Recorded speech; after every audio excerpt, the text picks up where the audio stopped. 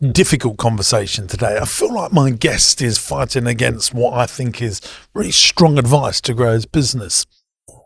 His back's against the wall. He hasn't got the cash flow to invest in the business or invest in marketing to get more customers. So the medicine that I'm prescribing is some good old-fashioned hard door knocking. Not a lot of people want to go and do that, but it absolutely works. So get ready for a complicated conversation. Let's go. Hello campers, welcome back to the business broadcast. Me and JB were just discussing. We do a lot of podcasts in one day. We do 4 back to back.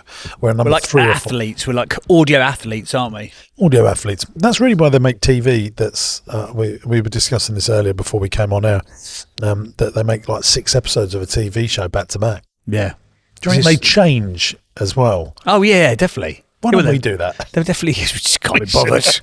can't be bothered with the illusion. Yeah, but most of the time, the biggest cost of TV shows is the staging. So hiring out London studios for a day is probably like £500,000. So if they can bash out 5 episodes, cameraman's work. If he's only doing you for 1 episode, he might as well do 6 episodes. Yeah. There's a fella called Rob Dyrdek who I follow, and he does a show called, I've forgotten, it's an MTV show. It's almost like You've Been Framed. It's been on for years and years. But he does 300 episodes of TV per year, and it only takes up 4% of his time. He like measures every optic of his life to within an inch of its life. And he does, I think it's 9 or 10 episodes in a day, and he records a 23-minute episode of TV in 34 minutes or something like that. They're that quick to bash them out. Well, it has to be like that because I'm a very busy chap. So I want my time to be leveraged as much as possible. So that's why we do 4. This is actually, as a sort of a percentage of your time though, you put a lot into this, don't you? Considering how difficult it is to get into your diary for other stuff. Yeah. I think content creation, building personal brand is one of the, most valuable things an entrepreneur in 2024 can do. Really? I asked Daniel Priestley, who I did a very long podcast with just a few months ago. I said, what would you say to entrepreneurs that don't want to be the face of everything? And do you know what he said? He said, along the lines of, well, there's a lot of things I don't want to do in business. I don't want to pay my taxes. I don't want to do my bookkeeping. I heard that, yeah. And it really made me rethink it because I used to give people the advice that said that, well, just get someone else to be the face of your business if you really don't want to do it. I don't want you to do that, but that would be... Yeah. But now I think Daniel Priestley's right. I think the method should be bloody just put your big gal's blouse on and get out there and do it because it really gives you great return in ways that might not seem so obvious. Yes, the whole point you might want to do this is to get customers for your business. You might want to get brand awareness for your business, but it's a great recruitment tool. It's a great funding tool. It's a great way of maximizing the value of your business should you want to sell. It's a great networking tool. So they're probably the bigger things rather than just getting customers. Yeah. And we talked in a previous episode about the power of localized press and the fact that you had a bank manager come in from a sort of a private family office kind of bank. It's a private bank. It's a private bank that are very selective on their clients. And the guy had come in with press clippings from you. But I don't want to say them because I just don't think it's respective of them. But they're like a 200-year-old European Shall I mute bank. it and you could tell me? Yeah, go on then. Go on. Oh, those guys. Okay, yeah, sure. So, how many people lip read that? Yes. Yeah. So they're very selective over their clients, and I just think PR and that makes it even more impressive that he came in with the press clippings. Actually, yeah, really interesting. The human beings buy. I was talking to my PT about this morning because I think he's got a great personality. A really good personality, and it annoys me that he doesn't make content. He flirted with it, and it's really good. Did he not make content? No, really. He said to me, "He do really well. He's super likable, isn't he?" Yeah, super likable. He's a great dancer. He's got rhythm. So you put Is he all a good that dancer? Oh my god, he's just like we play music when I'm PTing with him, and he just moves to the music, and I'm like, he's got it, he's just got that. He's got a bit of star quality, hasn't he? He's like Jason Derulo, just got that, that beat that, it's very hard to teach. He's got rhythm. It annoys me. I said he said he trained for 8 hours Friday, Saturday, Sunday. And he said he sees training and exercise as procrastination because he can just do it so easily. Yeah. And I think we subconsciously think, well, I was doing training and exercise, didn't have time to make content. And I said to him, he should just film himself doing the training and exercise, and he could break it down after, couldn't he? Yeah, film it on his phone, speed up on InShot, and go, here's how the breakdown of this workout. So basically, how the conversation came about, he's quite a good philosopher. Is that a thing? Philosophical. That would be the better. Philosophical. Why does I like everyone that. listen to me? Harry Potter and the Philosopher's Stone. Yeah. I was talking about lifting more weights, and so I'm starting to lift more weights heavier than ever before. Stacked, you're looking, by the way. No, I'm not. That's the phrase for it, stacked. And I always ask him, what can you lift on this same exercise I'm doing? And I think, I'm doing 60. And he goes, yeah, I'll probably do 110 for bench press. Like, wow.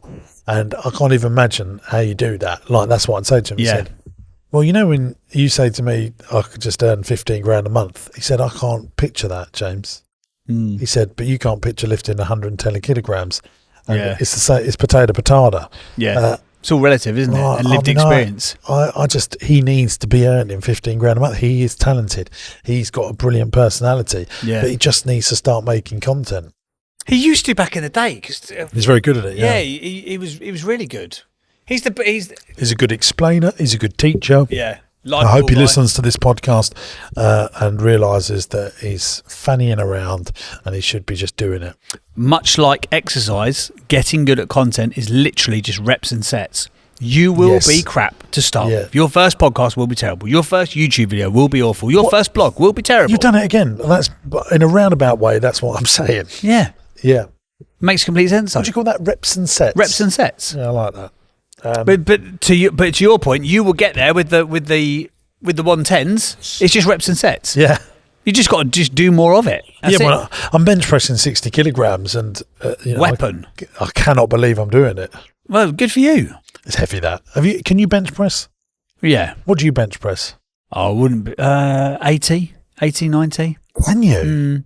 What with them? Yeah, don't give it loads. You touched me up last week going, you went, the best thing ever. You're very slender. You touched me and you went, you got pegs, and Chuds went, yeah, but you are really easily impressed. Well, today we're speaking to Sam Cox. Who's our guest? Body to the other. On the business broadcast. He's got a business called King's Garage Door Specialist, and I'm guessing they're door specialists. I reckon they could be, couldn't they? It's a good little business, this though. It looks very nice as well. The branding of it's really nice. I've seen some videos and stuff that he sent through to me earlier, which is really good. So he's been going 0 to 3 years, 15 grand a month revenue. Oh, there you go, 15 grand a month. We'll just talk about that. He's there. Yeah. He's there living and breathing it. Has he got any team members? No. So that 15 grand is him solo in it. He's in it. He's the doer of the stuff right now. Yeah. Challenge 1, consistency of the orders coming in. Loads of orders. Can I just say that? He's doing £15,000 a month on his own. Yeah. But there might be a big cost to sell in that 15. Yeah. That's not gross profit, is it? There's got to imagine pay for the doors are quite yeah. expensive given the sort of the look of it, I would say, yeah. Talk us about the challenges, JP. So the challenge 1, consistency of the orders coming in. Loads of orders will come in one week and none the next. Lots of entrepreneurs face this little challenge. Yep, absolutely. Well, not little, big challenge. Yeah, it feels like the biggest challenge in the world when it's happening, doesn't it? Challenge 2. Just dive in here. Infonic Media, which is your business, the podcast, do you feel that, or do you feel you're very consistent? We are more consistent now, but that's because when I first started, I focused on just launching podcasts because that was the bigger cash cow, if that makes sense. But I realised that I needed to have monthly. It was actually listening to your content, like don't start the month with zero. Don't start the month with zero. I heard you saying it again, like sounded semi like Alan Carr.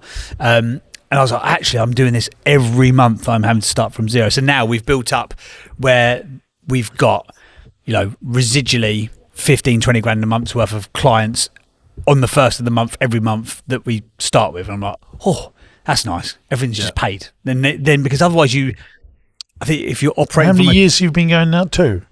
3. Yeah.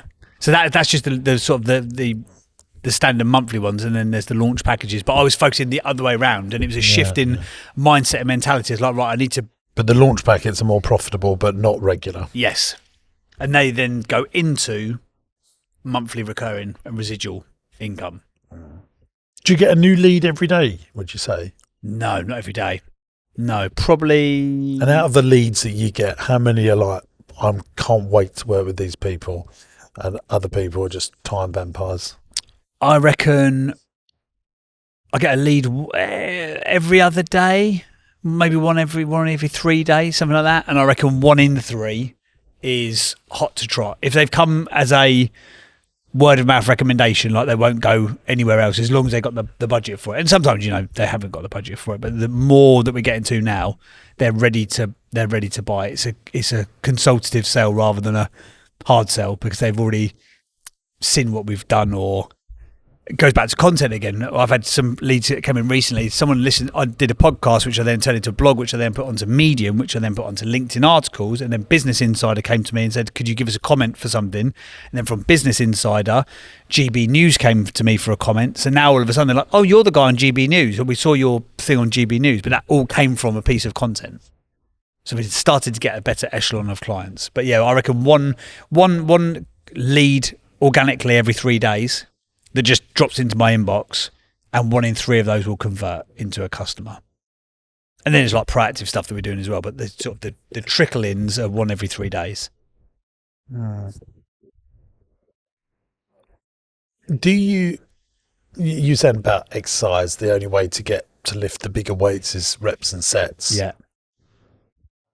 Now let's bring it back to business on content marketing. Mm-hmm. Do you think people give up on content too quickly because they're not getting the results?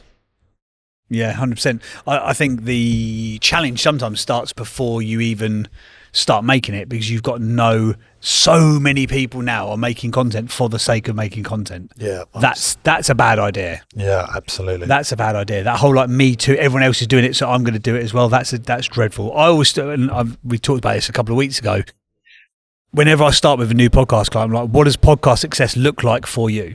Because if they come and go, well, I want 1 million downloads in a year one, unless you're an influencer, and even if you are an influencer, I've spoken to lots of them recently, there's no guarantee with that. But if you're just doing it for the sake of it, if you're not clear on who is your client avatar, what education, information, or entertainment you can give to people, if you're not clear on that kind of stuff, then you're, like you always say about building a house without the architectural plans, it's like that with content. You've got to know what the end game is, because if it's just turning up every week to do a podcast for the sake of it, like what value does it bring to you? And how many episodes do you need to do, do you think, to start getting good at it? Because like the first 100, you're just rehearsing, aren't you, really? Yeah, I think so. It depends on how quick that, now unless you've had other media experience. So if you could start a new podcast tomorrow and you'd be very, very good at it because you've got lived experience. But if you're new to the content game, it's at least a year to see the green shoots, I think. Yes, I think you're right there. But also anyone that is considering content, like if you're good on video, so I've made a lot of YouTube content. It's very different podcasts. Yeah. And if you're good on stage, it's very different. The person I am on, if you watch a piece of James Sinclair delivered live on stage, it's very different to James Sinclair on a podcast. Yes. Or even on a YouTube channel. Yeah. And that also touches on why it's important to be on multi-platforms, because some people will resonate with you. Like when you're on stage at your events, it's like a Tony Robbins seminar. It's very it's intense. It's full on, you know. Without the happy clapping. But then, and some people will buy into that, and then some people will be listen to this, and they'll watch the video and like, why does he look? Why's got that pained look on his face? And you're thinking about something, you're like, I just want to. And you do this when you're really trying to help someone. You sit there like that. I just don't get why. Blah blah blah. But then you can see a different side of your acumen. So I think that goes to show that if you can invest the time, well, not even if you can, you have got to invest the time into creating your personal brand through content. I can remember Chuds, so when I started making content on YouTube, forgetting podcast, we've made 700 videos on the James Sinclair main YouTube channel, not this one. No one watched the first 300. And to be absolutely clear, no one really watched until we got to 550 episodes. The last 200 have trumped the first 500. Yeah. But if you watch my first, and if anyone can be bothered to go and watch the first few, you'll see that it's a different person. Yeah. It's like I used to love those though. Yeah, because backstage business, because it was like I was being on stage on camera, and people don't want it as energetic. No. And I always tell this: you go and watch a stand-up comedian live on stage and watch them on a panel show. Yeah, there are similarities, but they're very different people. They're much more extrovert on stage. Yeah, compared to when they're doing stand-up. Yeah, definitely. Even though they're sitting down on a panel show. But also, you started it when there was the second sort of advent of vlogging, when it was like really like do the day in the life stuff. That was the thing, wasn't it? And then it dipped off and now it's sort of come full circle almost. Yeah. But the thing with content, you've got to start somewhere. My first podcast guest ever was supposed to be Jermaine Genius, the England football and Tottenham star. And at the time I was gutted that it didn't happen. Now looking back, I'm so pleased because I listened to that first podcast that I made in 2017. I was dreadful. One of your clients as well, Gary Goldsmith, who went on to Celebrity Big Brother. He might have got himself cancelled by now. So if he has, he was the first out, wasn't he? He was the first out, yes. But he didn't do anything wrong on there, did he? It was just because no one knew who he was. Do you think? Yeah, well, they had this whole Sharon Osbourne had to vote for somebody to leave in the first 10 minutes of them being in the house. She basically watched everyone walk into the house and had to make a snap judgment on them. And it's very easy to point a finger at Gary. So it wasn't because it was votes. It was just... No, it wasn't votes at all. No, he didn't stay in because of the votes. But then equally, ITV had a huge amount of complaints because they didn't make it clear you were voting for the person to stay, not to go. They did it in a different way. So there's been loads of like Ofcom complaints about it. I don't know if it would have made that much of a difference because, again, go back to content, the person that he was against in the vote was on Housewives of Cheshire or one of those shows. She's got 100 very nice people, nice team. I was talking to them online, but they've got 1 million followers across their different, or 1.5 million followers across their different accounts. They just activated their fan base to save her. So in terms of like, does content drive a tangible outcome for your business? Okay, you might not want to go into Big Brother, but she was able, or that team was able to activate that fan base and make them take a call to action, which is ultimately what content is designed to do. Build up know, like and trust. So at the point where you want somebody to take an action to do something, even if that's the betterment of themselves, then they will do that thing. Yeah, absolutely. Interesting. By the way, before we get on to speaking to our guest, if you want to come and see JB and us live in London, we're doing this podcast live at the Leicester Square Theatre in Leicester Square. It's your favourite joke. Yeah. It's actually just off Leicester Square, as I found out the other night. Do you know, I went there as a punter last year. I didn't realise. I went and saw Jeremy Piven. Who's he? He's the actor out of Entourage. Have you watched Entourage? No. Oh my good God, it's such a good show. Well, I've got something really amazing to tell you, actually, talking about famous people. Okay. So The Offer, which is the story of The Godfather. It's a brilliant entrepreneurship story. You can get it on Paramount Plus, Amazon. It's a story of how the Godfather film got made. Oh, really? Okay, I've not heard about this. And how the director-producer put it all together. It is an amazing 12-part series because I love the film The Godfather. I think it's, quite frankly, one of the best films ever made without a absolute shadow of a doubt. Can I confess something? What? I've never watched Godfather. Oh, my God. I've never watched The Godfather. I'm going to do that. I'm going to do it this weekend. Haley's away. I'm going to watch The Godfather and then I'm going to watch The Offer. I guess I should look after the kids at some point as well. I'll maybe do that when they're in bed. But anyway, the reason I was doing it, I was watching it and I thought, this is amazing. And there was a particular actor in there that plays the boss of Paramount that signed it all off. Amazing actor. And he started following me.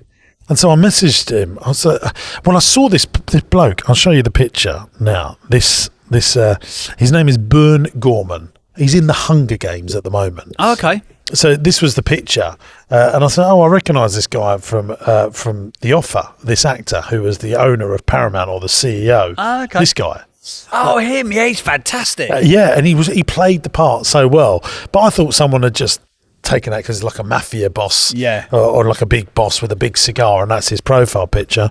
And he started following me, and I realised it was actually him. So I sent him a message, and he said, hello, James, nice to connect. Thanks for the very kind words. I said some amazing things about the offer. I have to go right back at you. I really like your delivery and smart way you communicate in your videos. Inspiring, whip smart, unpretentious, love it. Congrats and good luck with it all. Maybe one day we'll collide.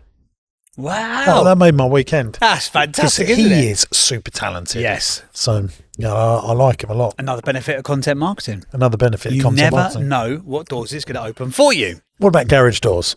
What about garage door? There we go. Oh, yeah, what a segue. Hey gang, we're going back to the pod in just a moment, but I wanted to tell you about Entrepreneurs University.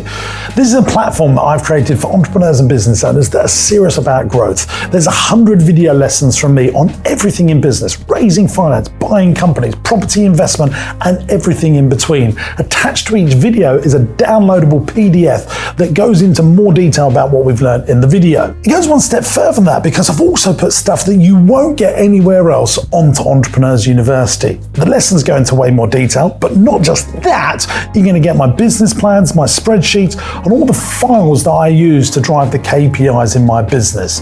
Just think about how powerful that could be for your business. And here's the good news. You can try Entrepreneurs University for free. 14-day free trial. After that, it will cost you just $49.99 a month. That's less than a pair of Nikes to grow the profitability in your business. There's a link in the video description, and I cannot wait to see you in Entrepreneurs University. Right, so we've talked a little bit about the challenges that Sam has got within the business. Let's quickly touch on where he wants to be in 1 year's time. So he wants to double the company's turnover to 250 grand. He wants to become a limited company business with himself and his wife as directors. So is he a sole trader at the moment? Okay, we might touch on that. His wife is to take over all the office work, quotes, bookkeeping. This will allow him more time to fit and sell the products. So he really is doing the whole thing at the moment, isn't he? Storage unit with the showroom space in Wellingborough, which you will like because he's getting space and taking this into the real world, which is good. Debts to be managed, exclamation mark. Okay, we'll dig into that. And a nest egg of cash flow. We also then ask people, what does the business look like when it is finished? He says 3 full-time teams, fitter and a labourer. So I'm guessing that's 6 people, 2 office staff, myself and my wife, 16 installs a week, 8 to 10 repairs a week, commercial premises owned with a mortgage, 3 vans and surveying vehicles, local authority install contracts full-time, and company assets in terms of rental and land. Does it make the profit that you want to? If so, what is it? Yep. Per job, we have a healthy margin, covers most of the cock-ups, but we don't have the consistency of work to allow the profit to accurately benefit us. What do you do day to day in the business? I like to get up early and have an hour or 2 in peace before the house wakes up. My girls are aged 7 and 2. I hear that one, Sam. As most self-employed people do, I'm sure, but I do quotes, invoices, social posts, replying to inquiries, sorting out daily installs, jobs. Then I do my day's tasks, a bit with the installs and the repairs and surveys and meetings. Evening is currently spent updating the website, the social. This is such an entrepreneurial day, isn't it? The standard entrepreneur day. It's the only gig in town where you leave a 9 to 5 to work at 7 till 10. Yeah. 7 in the morning till 10 at night. Evenings is spent doing all of that stuff, and currently having a new website built as he needs a better and when platform. you start and earn a lot less. Yeah. Half the money for 10 times the time. Fantastic. Yeah. That's a good deal. But ultimately, it will get you where you want to be. Fingers crossed. So that's everything that we know about Sam. Should we get him on? Let's get him on. Talk to the king of garage doors. Sam, are you there? Hello. How are you, my friend? Yeah, good. Thank you. Thank you for having me on. Absolute pleasure. Thank you for coming on and sharing your story with us. So give us the 60-second elevator upsell pitch about you in the business, mate. Where are you at right now, and how did you get here? Well, we used to work for one of the big competitions. So I just I left that company overnight, set up Kings, and 3 years ago. And we supply, repair, anything to do with garage doors, primarily. Fine. Have you got? So you're a one-man band, bringing in 15 grand a month in effect. Is that right? Yeah, that's right. Yeah. Why? And the challenge is the seesaw of cash flow. Some months are really good, and other months are not. Yep. Exactly that. Yeah. So it's just keeping that phone ringing, really, without spending a lot of money on marketing. Oh, you're doing so well That's there, a bit of an Sam. oxymoron, though, isn't it? That if you're Half that starting out. sentence went well, and then Jim's face, he just died I behind mean, the I eyes don't a want little bit. anyone to spend money on marketing. Like, that's my gut. I'm frugal. What I'm trying to get my words out here, but I also realise you have to speculate to accumulate, as Derek Trotter said. Not that we should be. I know. The oracle of business I know acumen. I played the game. I played it with Google, and my competition are spending £30,000 a week on PPC. So now I can't compete with that £30,000 budget, and I don't even want to try. So it's trying to get the organic market in. The people who don't go to the top of Google. Yeah, I get that. We'll come back to that. But how did you get your first customer? Let's ask that, because that usually gives some clues.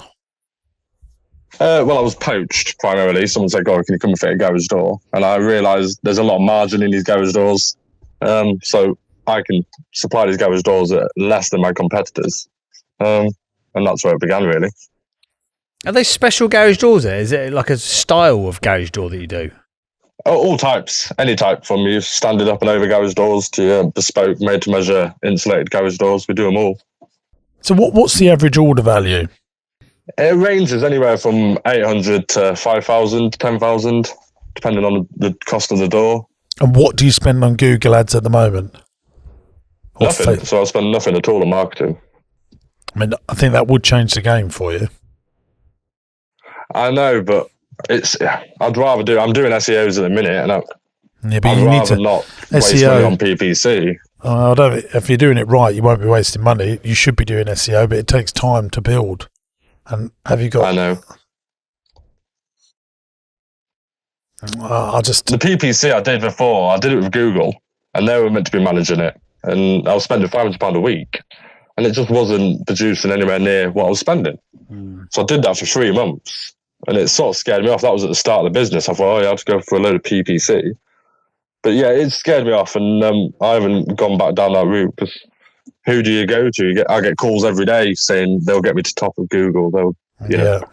Everyone can get to the top of Google, but who can actually do it? What about cost effectively? What about leaflet drops in areas where, I mean, look, I think you should be spending money on Facebook and Google ads. If you get it right, it will absolutely work. There's no two ways about it. Yeah, we do a lot of organic. We do leaflet drops. Everywhere we work, we do leaflet drops. We've dropped, over 5,000 leaflets in the local area. But no, we're trying that organic Facebook. We're swamping Facebook and all the local pages and just trying that organically again. What does generate leads? But I think if you spent £10 a day on Facebook ads within a 15-20 minute drive time of where you want to be, you would get some leads if the copy and if the ads are good.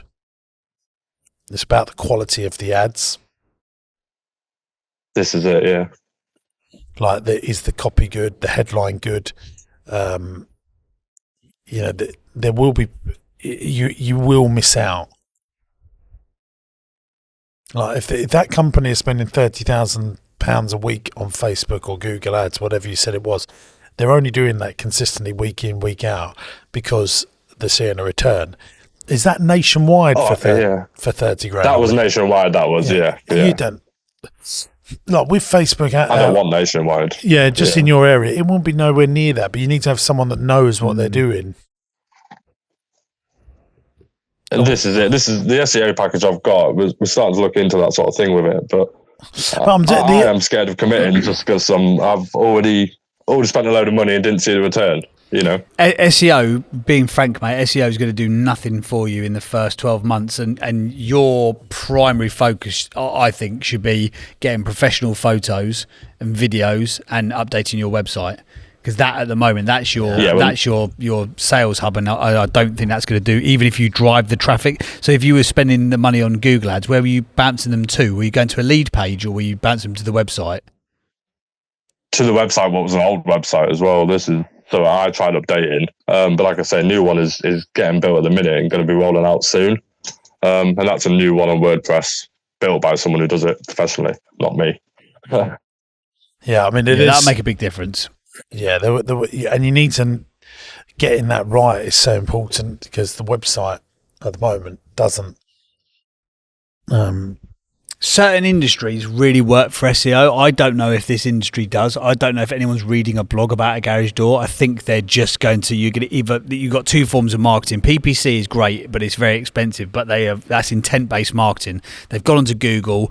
It picks up their IP address that they're in NN16 postcode area. They're searching for a garage door, and hopefully you come up at the top of that search, or like roller door or security door or whatever it may be. I just don't think I don't think they're searching for blogs and those sorts of articles about it. And I think if there's so much traffic that's going on for these search terms, I think even if your website is SEO'd to within an inch of its life, I think it's probably still going to come what you call beneath the fold of Google. So people have to scroll down to find it. I mean, and if it was my business and you're scared about that, employ someone to go round and knock on doors full time. Just say, do you need your garage door done? No. Knock, knock. Do you need your garage door done? No. And you do it 100 times, you will get 3 or 4 warm leads in a day. Do you not think that's a bit rough and ready, shall we say? Just turning up at people's doors, cold calling? No. I had Great Ormond Street knock on my door and get me to sign up for a direct debit to give them money towards their new hospital ward only 6 weeks ago. One of the biggest registered charities in the country. Yeah. Nice double-sided leaflet, QR code on it, so they can scan it and then go onto a landing page. Someone in What's there. rough and ready about knocking on someone's door and saying, we're doing some work in the area. Would you like us to quote for a new garage door? You're not asking for any money. We're just saying, look, we're in the area. This is what we do. Here's a brochure. You're going to get loads of no's, but you get someone that does that, you will get work from that. But most people won't do that anymore, and that's the thing, because it's becoming rarer and rarer. People actually more impactful. Yeah. We had someone on the podcast a couple of weeks ago. Exactly that. You might have heard it by the time it goes out, actually, and he's got 1,000 customers, and he's literally done it all from door knocking. He didn't even have leaflets, did he? He just said we clean bins. Would you like your bin clean? And I appreciate it. That's a much higher order value. Yours is a much higher order value than that, but the principle remains the same. And I think in certain sectors, can I just say as well, Jack, but he built 1,000 customers in a matter of months. Yeah. Just by door knocking. Lots of trade-based businesses as well. This is why, people would do, I spoke about it previously, but, my old life for 2 weeks when I was 17 as a double glazing salesperson, the reason why they would give a discount on the windows is because then they could put a signage board outside, because that would drive more. They could almost guarantee that with enough footfall, they would get another gig on that same street. And that's why, if you're already doing a job, having those apex boards outside while you're doing the job, while you're doing the install, will drive traffic. I've got a mate who's a roofer, and he comes to Sunday lunch at our house. He gets phone calls from people on my street going, "Can you come and check our gaff?" I'm just thinking about my nan had her driveway done. Literally, they were doing something on the road. They'd come and they said, "Do you want your driveway done? We're doing this." $5,000 by knocking on the door. Yeah, £5,000. Yeah. I always remember that. I couldn't believe she'd done it, and I wouldn't do a thing like that, but. People do. If you do knock on 100, and that the guy that was doing the window cleaning, he says some days we'll knock on 100 doors and they all say no, and other days knock on 140 say yes. But I guarantee if you do that, you will grow this business. But it's you just want to have the effort to do it, and most people won't put the effort in. What say you? Yeah. No, I get that. No, I do put the effort in. I'll do tea and biscuits, post what I do with yours, but tea and biscuits through the post. With a little handwritten note, saying have a look on our website. But obviously the website's not exactly there, so I understand that needs work. But you don't. But hopefully going forward, you don't need the website if you knock on the doors. They'll buy into you, and then they will forgive the person that gets the lead. They will forgive the coldness of the website not being perfect. Does that make sense? Yeah. When I started out as Jimbo, the kids entertainer, didn't have a website. My web, it just didn't need it because they were buying into the person. But when they don't know who the person is, then those things become very important. The other option is you spend the money on the Google ads, or you wait a couple of years for the SEO to kick in, and be sure that the SEO is working. The other point is, isn't it?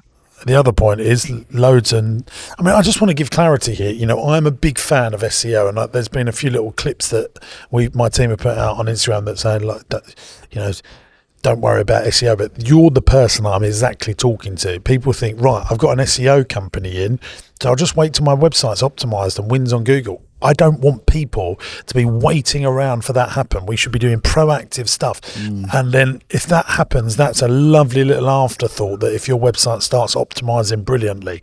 But we never want that to be our primary focus of marketing. No, I agree. I think you should I bet there'll be a talented young videographer in and around your neck of the woods. I think you'd be better off to get some. I found one already. Yeah, that's on my list. I'm just waiting for the right install to get them to come to sort of record us doing it. I don't think you necessarily. Well, yeah, definitely do the install as well, but also from some of the stuff on your Instagram grid, you know, there's some really nice looking installs that you've done. Even if you took them, you bought their services for the day and said that you wanted little snippets and clips of the ones that you've done, even just those little B-roll videos, those slow-mo sort of moving videos of a nice install outside a nice house. That would do so much more for you than your marketing is doing for you right now, and that'd be relatively quick and easy to do, to be honest. One of the things that you should do, one of my clients that's come to loads of my seminars called Garage Floor Style. Check out what they're doing. I look into them. I do. Yeah, that's the reason I listen to your show. So I was speaking to Michael, your tailor, on LinkedIn. Yeah. And then he recommended that show to me, and I listened to that show, and then I haven't stopped listening to any of the shows now. Yeah, he's a really good client of mine. He is he does garage doors as well, by the way. I know he does. I've spoke to him to see if we could work together. But what he's doing on social, like regardless of how the job looks, they never wait for it to be perfect. They do all their videos on an iPhone. Yeah, don't wait for some specialist photographer or excuse I had to get in the way. Do it on an iPhone. Do the before and after. Every single job. The consistency and compound effect of doing that over 100 days will get you leads. I do try to. I do really try. Because at the end of the day, if you want to be successful in anything in business, is you're a marketeer of your business rather than an operator of it. And the faster you can get into the marketing chair, the more money and more consistency you'll have. No, that's right. Yeah. Let's have you. I think we've.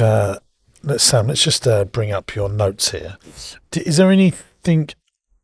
I mean, it's a challenge on consistency of orders coming in, so that the marketing does that. More leads coming in, that sorts out the cash flow things, making people aware of us without the expense of marketing. If you want to make content and you do it like Garage Floor Style, and anyone should go and check them out on Instagram as well as checking you out, you will see how a trades building type business is absolutely smashing the content game and generating leads every single day because of it. So that go and check all that out, and you'll see that that's how you do it. But you should also be prepared to spend money on pay-per-click, whether it be Meta, whether it be Google PPC, but doing it right so that you get a return on that ad spend. And there are a lot of charlatans out there that will rip you off, and probably you want to watch 10 YouTube videos on it. So that you get a base knowledge yourself, so that you ask better questions when you engage someone to work with you. Yep.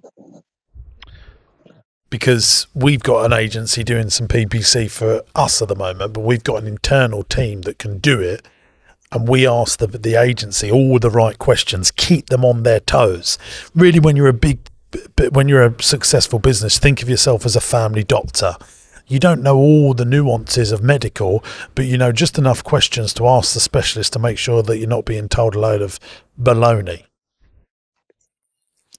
Yeah, that makes sense. So you've got to understand Google Ads at least 50%, so that when you come across an expert, you can keep track of what they're doing.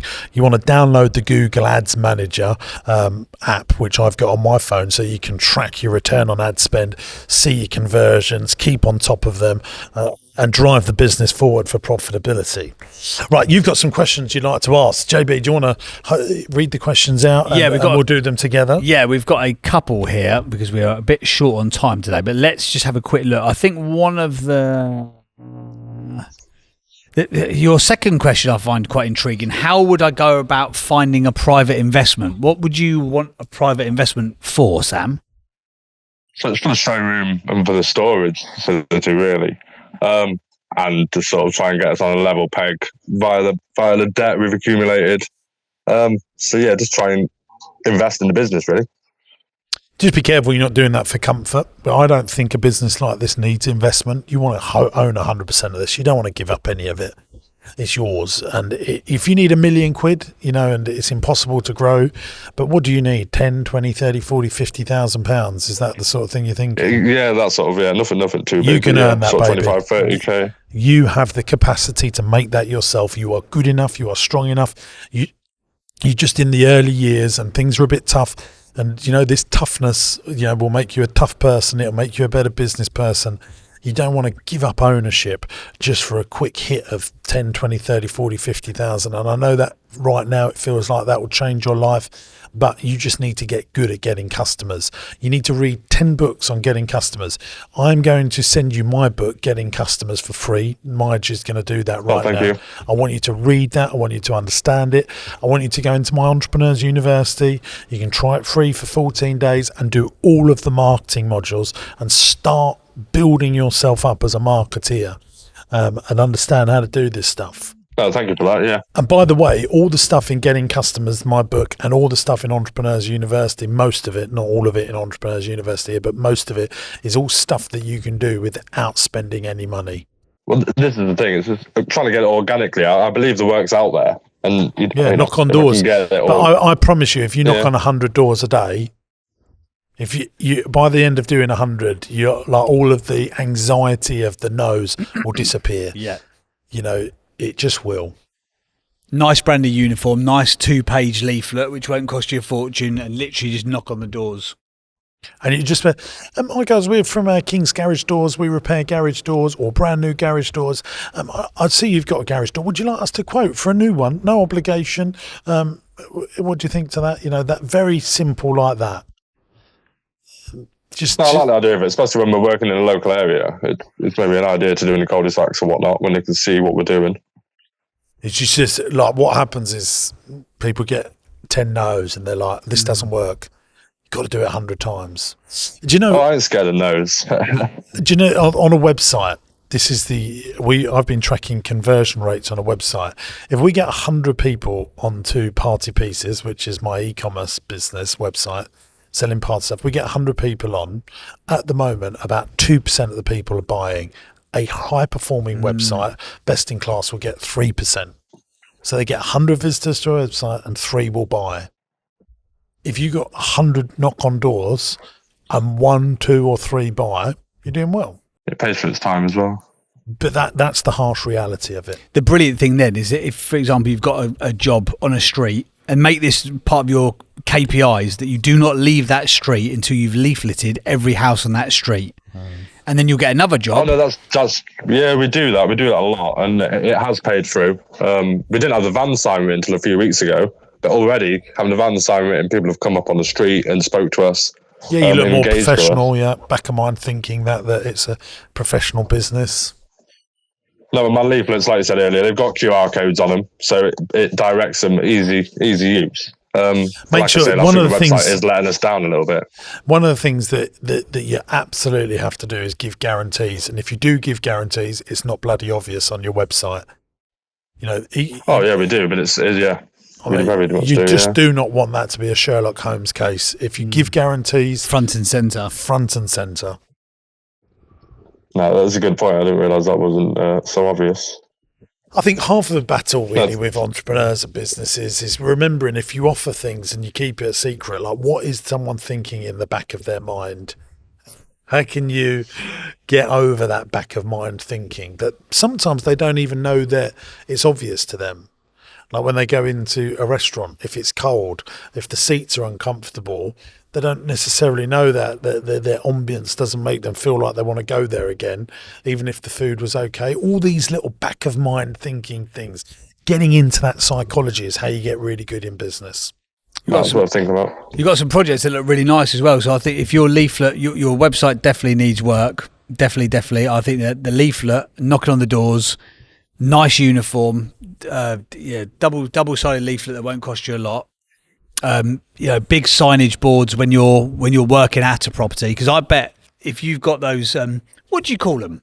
Is it an A-frame? Yeah, those big A-frames outside. Pavement swinger. That my wife's uncle was a painter and decorator, and he worked in about half of a town, which wasn't very big. He probably worked on 25, 30 streets across his entire career.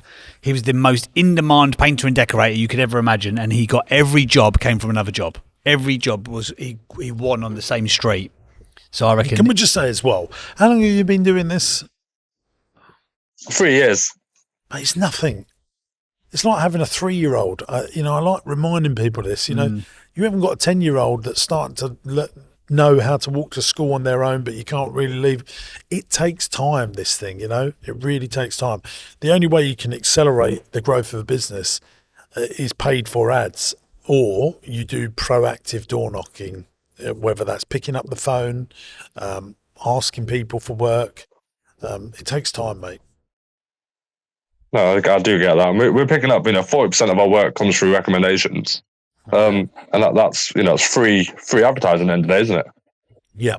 And there'll always be, but if you want to have a seriously growth business, you're going to have to do some paid for stuff, I think. Awesome stuff. Well, hopefully that has been useful. Look forward to hearing about the developments that you put into place. What's been your one big takeaway that you've taken from this conversation, if there's been one, Sam? I'm going to have to do PPC as much as I don't want to. I think it's right. But you need to make sure, if you check in with Nigel, someone that we're using at the moment, I don't want to say their name because I want to be absolutely sure they're doing the right thing for us. I think they are, but I'm not 100%. It takes a bit of time. But I'll intro you to the people that we're using. They will give you a free audit, and they will tell you. I know that they say no to a lot of people, which is they're the sort of people you want. They'll go through it and go, yeah, okay, I think we can help you here. I think we can do something. And if they can't, they will tell you as well. I know it's there because I've had discussions before, and there's over 11,000 searches within my area each month. So I know the work's there. I know people are going on Google looking for it. It's just trying to get them to find me without paying per lead. But if that's what I've got to do, it's what I've got to do, isn't it? It's definitely the way. If you feel like you can't afford to do that, and you don't want to spend, employ someone to knock on doors. Yeah, get a commission-only salesperson who could go and door knock. Give them a uniform, give them the leaflets, and give them a patch, and they can go and do it. Yeah, and you pay them on results. Yeah, it's probably enough of a margin on an 800 quid door that there's £100 commission in it. And if they could convert one person per day for you, that's a good living for a junior salesperson. And great experience. We talked about this in a previous episode. Knocking on doors is such a good training camp for selling. It makes you so good at what you do. It's a little bit like speaking on stage. Like, people are so scared of it. But once you've done it 100 times, you just don't even care, do you? Yeah. But the first one, it's like, oh my God, why am I doing this to myself in front of 500 people? But once you get used to it, it's such a powerful skill set to have. Awesome stuff. Well, thank you, Sam, for being on the show. We appreciate it. Good luck with your endeavours, my friend. We look forward to it. Thanks for having me. Cheers, pal. We really appreciate it. Thank you for listening. Awesome stuff. There you go. There's Sam, all the way from sunny Northampton. Let's quickly rate him. Let's do the 8s of the greats. And then By the way, guys, if you'd like to come on this podcast and have a conversation with us about growing your business, you absolutely can. It's free to come on. You can apply on my website, jamessinclair.net. Click on the podcast button. There's an application form. We're looking for people that want to grow their business, but they've got challenges on how to grow it. Like Sam. Yeah, exactly like Sam. And to have an open and honest conversation. I love that, though. The willingness to come on and go, cash flow is not where it needs to be. I can't afford the PPC. What other ways could I do it? Yeah. Good for him. Well, he needs to use the PPC, unfortunately, or he needs a better website. But ultimately, I understand you want to bring in more cash flow, but 100%. JB, we all know that you don't need facts to prove it. If you knock on 100 doors, you're going to get some warm leads. Yeah. It will absolutely work. And if you're not out on installs, that's what you should be doing. It feels uncomfortable to do. Even I feel uncomfortable about doing those things, but they absolutely work. Yeah, it works. I love, but also what makes you uncomfortable grows you. Yes. You never grow and develop in your comfort zone. Yes. Anyway, quickly, let's do the 8 traits of the greats. So anyone that's a new listener to the podcast, we grade our entrepreneurs once they come on. And we put them on the Entrepreneur Hall of Fame, which we started all of 1 episode ago. Which we're going to do the 8 traits of great entrepreneurs right now. Number 1, starting with the end in mind. No, he does not. Great entrepreneurs start with the end in mind. We don't think he knows what his business looked like when it's finished. No. That's starting with the end in mind. Number 2, passionate about their cause. We'll give him that one. He was in a different company. He's moved across. He knows the sector well enough. So yeah, I reckon we'll let him have that one. Untold amounts of resilience. I'm giving you half a point for that because, like, resilient people would just knock on the doors and do whatever they can. They're so hungry. There was a bit of a fight back from that when he said, isn't that a bit like rough and ready? Well, yeah, but if you've got to eat, you got to eat. They master relationships with people. I'll give him half a point on that. You're being generous. Yeah, I would say you're being generous. Commercial awareness. No, you can't have that one. They innovate, so they don't evaporate. I think he was scared of even Facebook and Google ads. He's obviously, unfortunately, he's one of those. I hate these marketing agencies who overpromise and underdeliver. Yeah, absolutely. And so many people. I've never met a client who's come to me and gone, I had a really good experience with our last agency, but they just got too big for us or whatever. Everyone's had a rubbish experience with PPC. Yeah, and anyone that's SEO thinking about PPC, you need to go to a company that just does PPC. Like the broad service marketing agencies are not the ones to go to. No. If you're doing PPC, it's just PPC they do. That's a top piece of advice. Yeah, 100%. Number 7, they're master marketeers. No. They stay teachable and curious. I think he was fighting back with us a bit. He was. Oh, yeah. I think you can have half a point.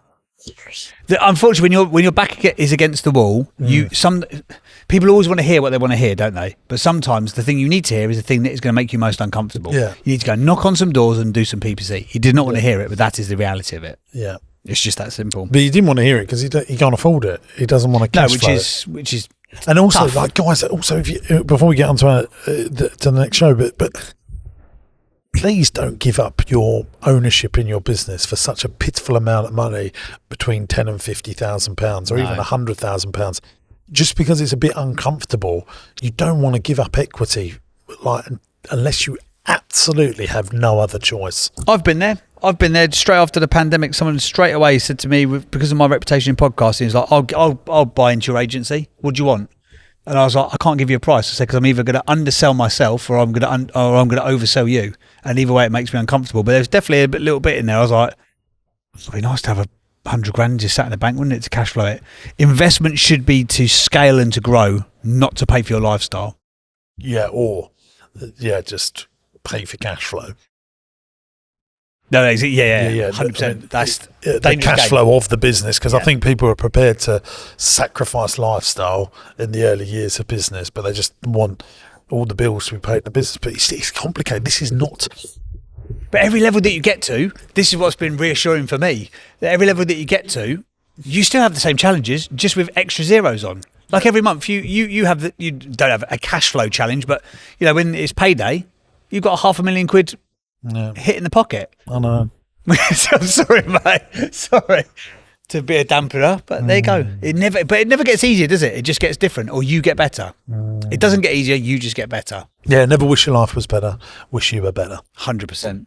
God, that's a strong way to end. That's a Jim Rohn saying that. That was good, isn't it? He's a master of this stuff. He's the second best Jim that I know. Pardon? Never wish that life was easier. Wish that you were better. Yeah. I think, what did I say? Never wish life were better. Wish you were better. Yeah, you can't copy it exactly though, can he? It'll be had up for IP. Shall What just did tell I us off say? again? I don't know, it's close enough. Never wish your life was easier. Wish you was better. Is that it? Close enough. Great stuff. Were we Yeah. done? Thanks for listening. Bye. Thanks for watching today, gang. I hope you enjoyed the show. Now, look, we're looking for some great businesses to come on the podcast. If you've got challenges, but you're desperate to grow your business and you can't necessarily work out how to do it on your own, you'll be a perfect candidate to come here on the podcast. It's absolutely free to come on the show. Go to my website, jamessinclair.net, and there's a podcast button. Click on the podcast button, fill in the application form, and we'll do our very best to get you on the show and try and grow your business. If you're loving the podcast, make sure you subscribe to the channel by clicking here. And why not give this one a watch? I think you'll like it.